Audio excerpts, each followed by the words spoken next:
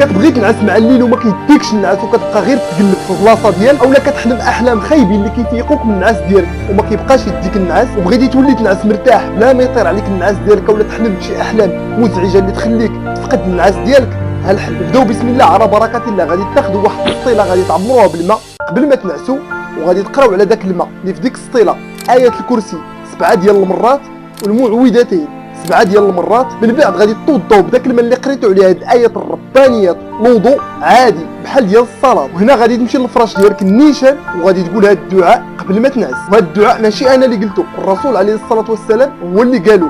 واحد النهار جاء رجلا عند النبي وقال له: يا محمد إني أرى في المنام أحلام مزعجة. أي يا محمد، راه كنشوف شي أحلام اللي مزعجة وما كتخلينيش نعس. رد عليه الرسول عليه الصلاة والسلام قال لي: إلا مشيتي للفراش ديالك قول هاد الدعاء: أعوذ بكلمة الله التامة من غضبه وعقابه ومن شر عباده ومن همزات الشياطين وأن يحضرون. أي منين توضى بداك الماء اللي قريتي عليه دوك الآيات المباركات وغادي تمشي للفراش ديالك غادي تقول هاد الدعاء اللي قال الرسول عليه الصلاة والسلام، عاد غتنعس. سبحان الله العظيم، كتنعس وانت مرتاح ونسى شي حاجة سميتها الأحلام المزعجة حتى الصباح.